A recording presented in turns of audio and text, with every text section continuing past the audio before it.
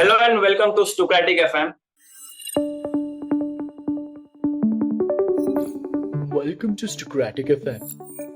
In this mini episode, balancing personal and professional life. Our panel for today is Sachin Sahdev Singh and Sampada Ma'am Pachori. Let's begin. So today we have Sampada ma'am as our speaker, and I'm your host Sachin Singh. So today's topic is work and life balance. So how a youth should focus on work and life balance. So the first question to ma'am is, ma'am, recently a very senior industry person said that the youth should work 70 hours a week. So what is your take on that? Like, is it good for youth and nation? Like, how does it help a youth and the nation? Thank you, Sachin, and a very good afternoon to all the listeners. Yeah, that has been a question under a lot of remarks and scrutiny, particularly coming from a very senior leader of a reputed company. Okay, so there is no flat out number that can be given to describe how much a person should work or give to the workplace per week, and how many weeks can an individual go about giving that many number of hours to the company or an organization. So there is no such number that should be stated or can be stated. Coming to whether it is good for the people or not, let us take ourselves back to the actual dialogue of work-life balance, how it originated. In my parental times, for instance, nobody talked about work-life balance. It was automatically well balanced. A typical parent of my generation would work during the best part of the day, but there was enough time in the morning and in the evening for my father, for instance, and many other fathers like mine to spend with their family, and to also engage in family events and any relatives who would come visiting, or any particular events like a child getting into the school or a marriage function, etc., to be attended. The work week was a 6-day work week in those years.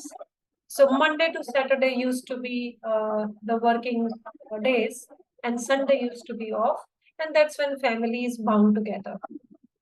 Coming to my generation, in the metropolitans particularly, the concept of 5-day work week came in. And that's when also the businesses became very cutthroat with respect to the revenue that they should generate and to sustain themselves. Now, when we put 5 days of work week and we are giving 2 days of the 7 days as free, somewhere we have to balance the output that we need from an individual. So the number of hours per day were increased, so that while we give a work week of only 5 days, we still get the output which was equivalent to a 6-day input that an individual should put to the organization.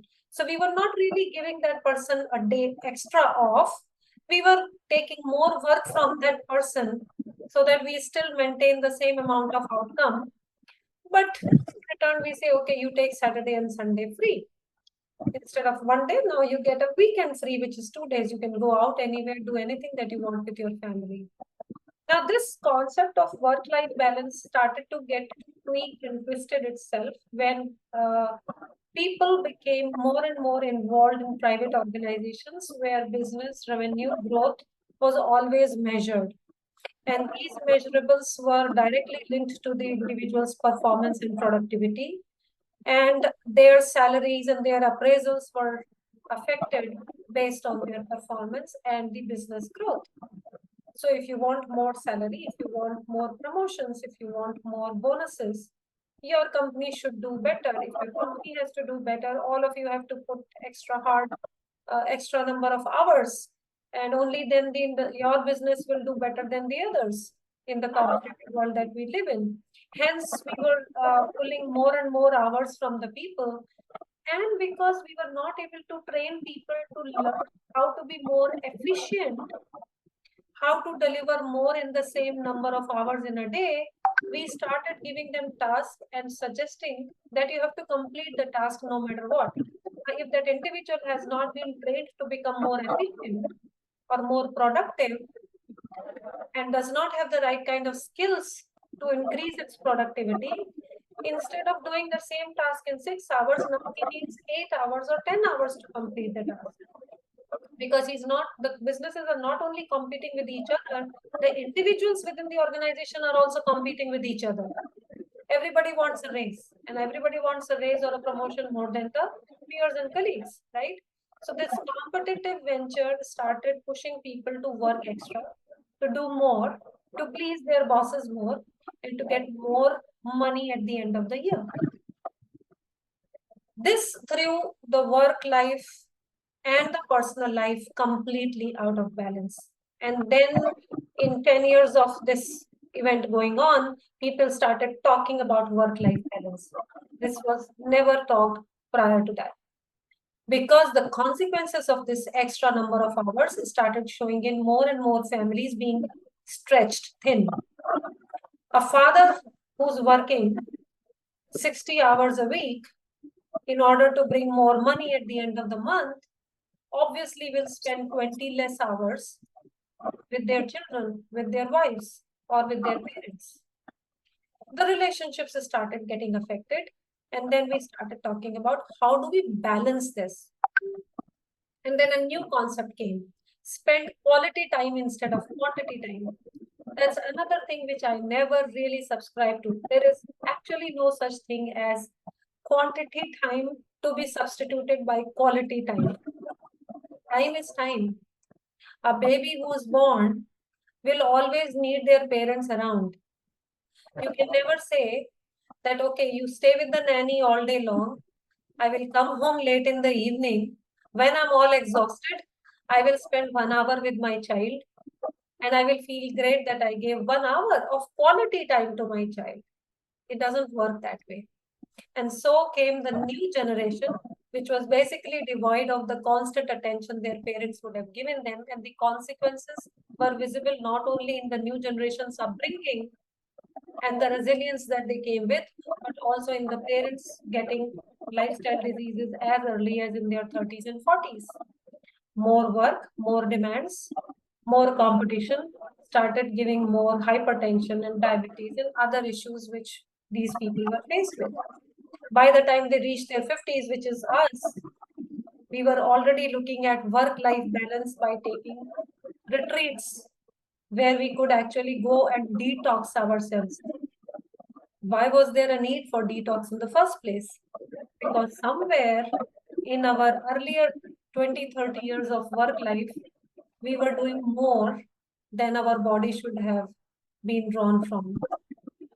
So the competition was making us work harder. Now, if we need to take a detox at 50, is this good? And because we continue to bring this conditioning to the new generation now, we are actually pushing them to the same fate that we have brought to ourselves. So the idea should have been, we learn how to create more automated opportunities in the workplace. How do we delegate our work to the machines instead of making the human into a machine by giving them more tasks and more hours to be submitted? We should give them the task as per their professional competency and the training that they have been given. We should focus more on making them efficient. And there are trainings which are available which bring more efficiency into the same person. See, we used to say practice makes man perfect, right? The whole idea was you keep doing something certain manner. Every time you do, you improve upon it. When you improve upon it, your speed improves. You are able to do it faster and better. You make less mistakes and you are able to submit it in lesser time than the first time that you did. You bring more efficiency into the workplace. You increase the productivity by making an individual perform better, not by putting in number of hours, but by putting in a more automated and smart work. You delegate as much of the repetitive work that can be given to the machines, which is why we need automation, which is why AI is doing the job successfully for so many people. In fact, it's a big relief. So that a person can actually spend more time in thinking.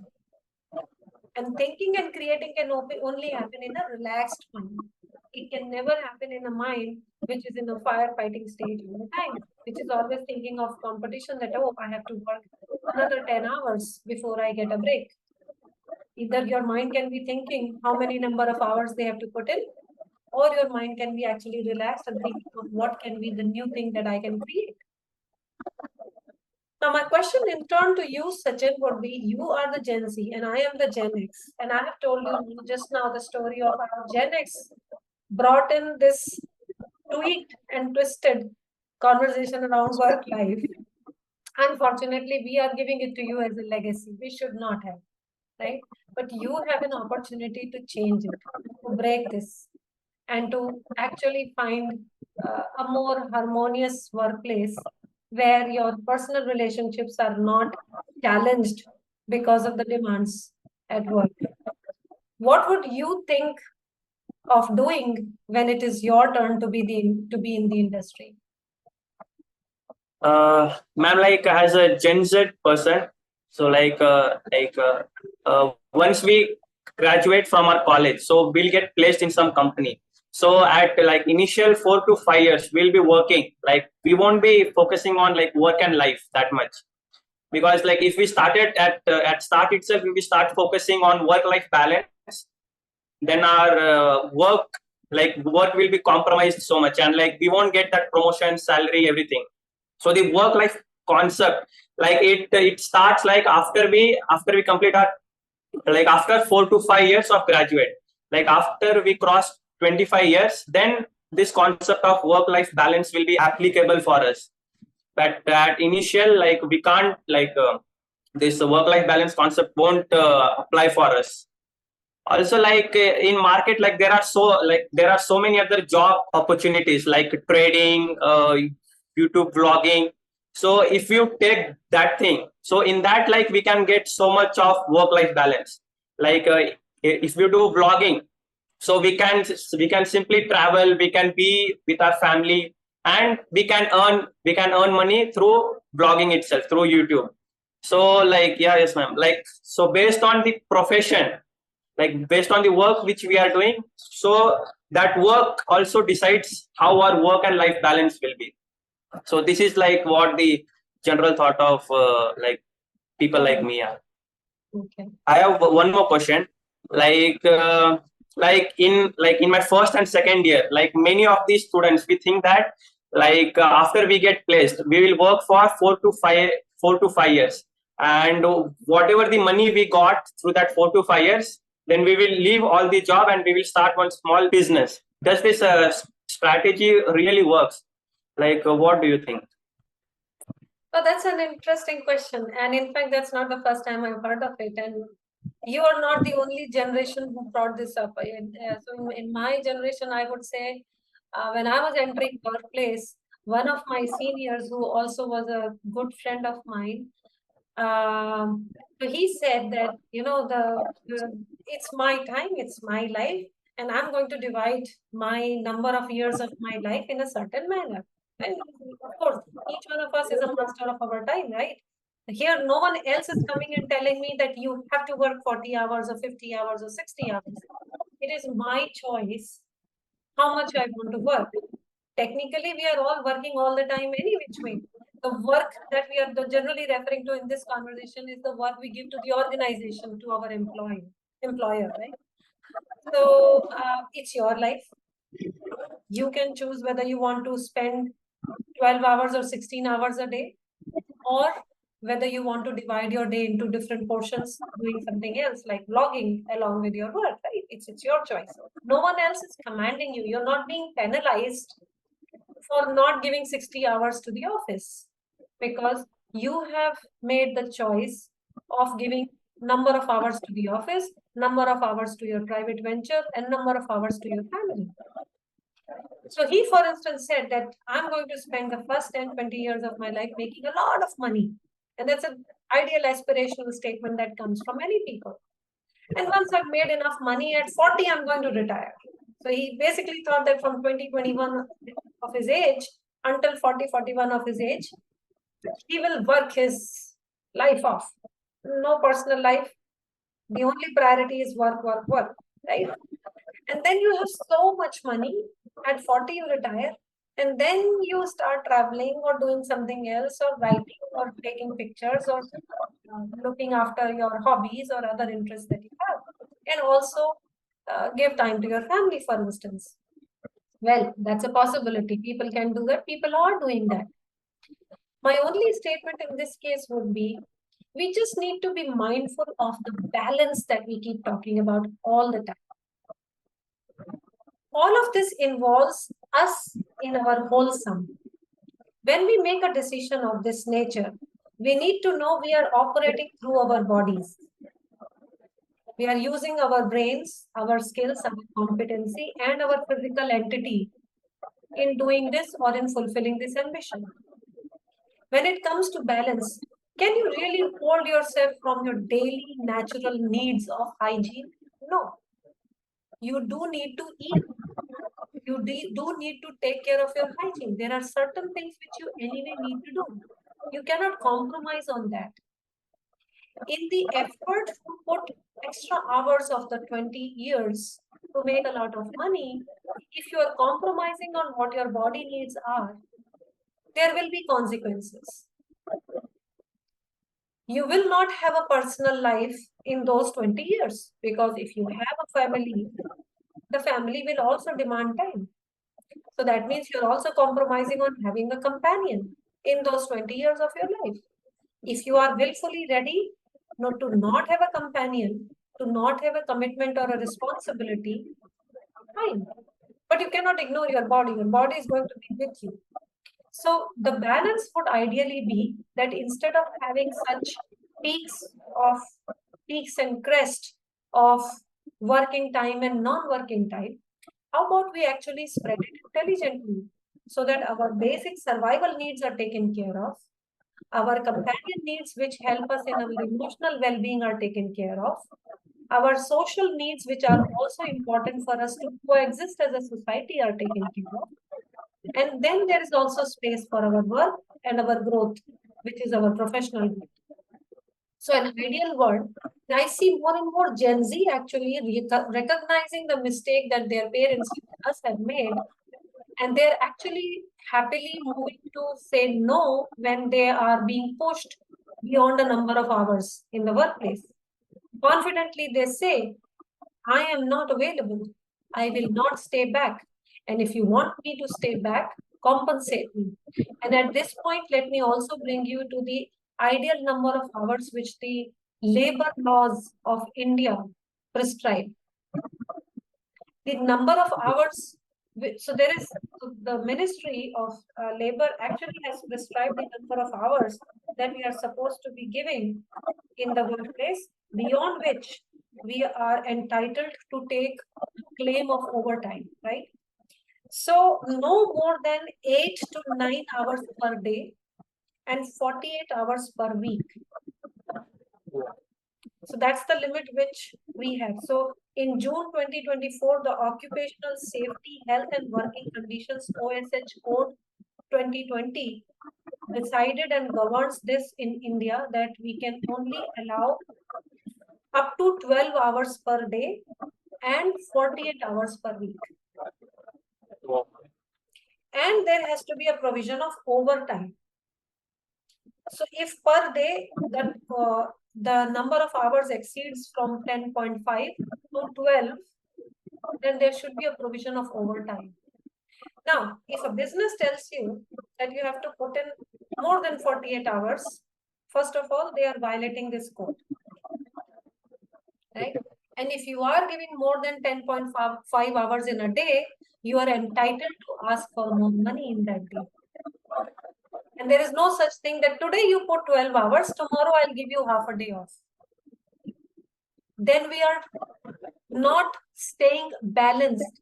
That's not the balance we talk about. A balance has to happen in every single day. You cannot have a balance that, 1 week I'm going to work extra, 1 week I'm going to take off. 20 years of my life, I'm going to work my life off. And the remaining 20 years of my life, I'm going to retire and not do anything. That's not how it works. This is to be counted on a daily basis. The balance has to be there on a daily basis. So that's where, Sachin, I would recommend. Of course, these are my recommendations and opinions. All of you, it is your life. How do you want to choose? But the trend is Gen Z doesn't want to be confined to one workplace.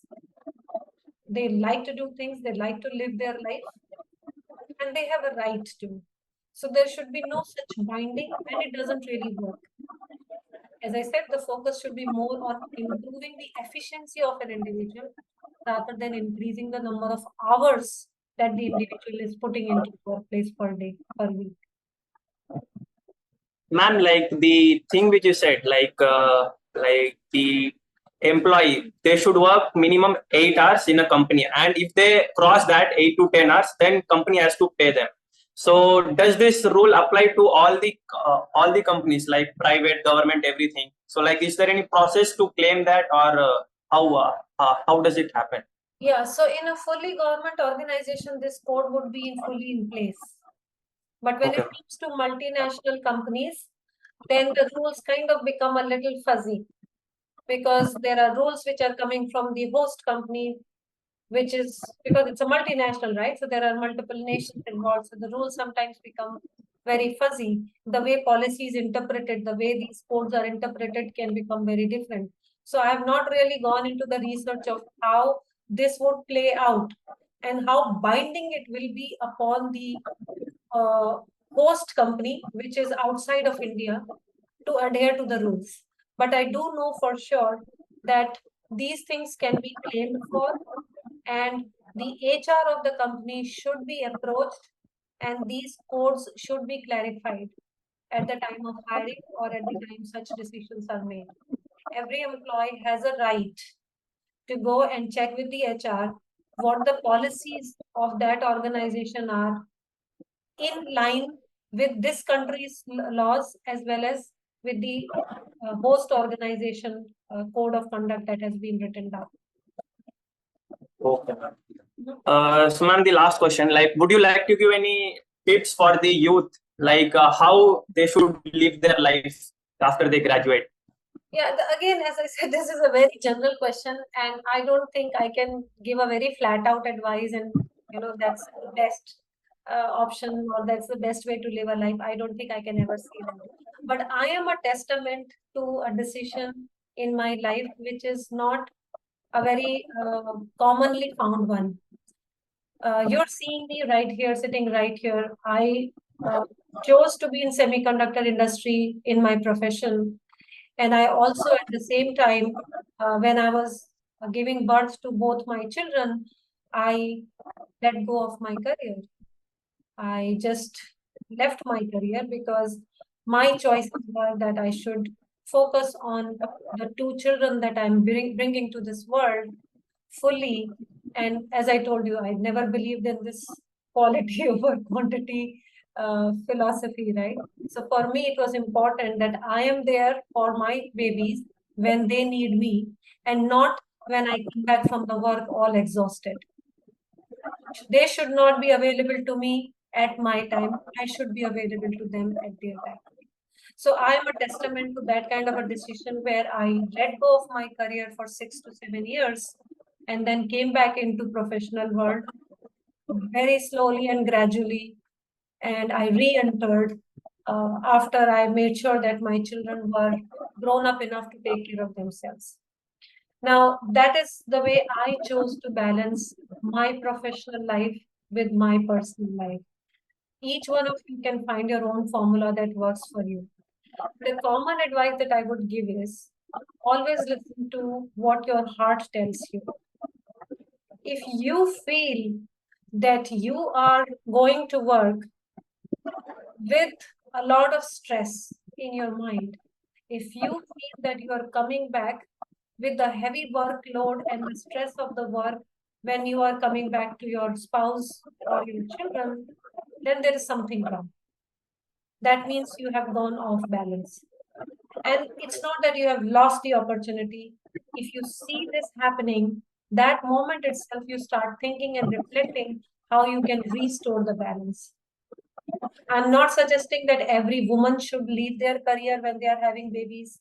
I'm not suggesting every man should leave their careers to satisfy and to be with their family all the time, because that's not the world we are creating for us.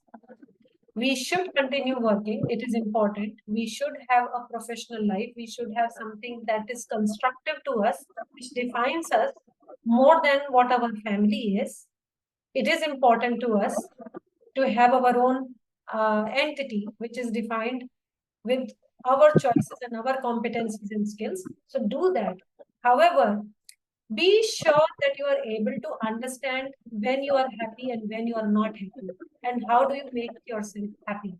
The minute you feel that your happiness is moving away from you for a long time, that means you've gone off balance. That means you need to do something to fix it.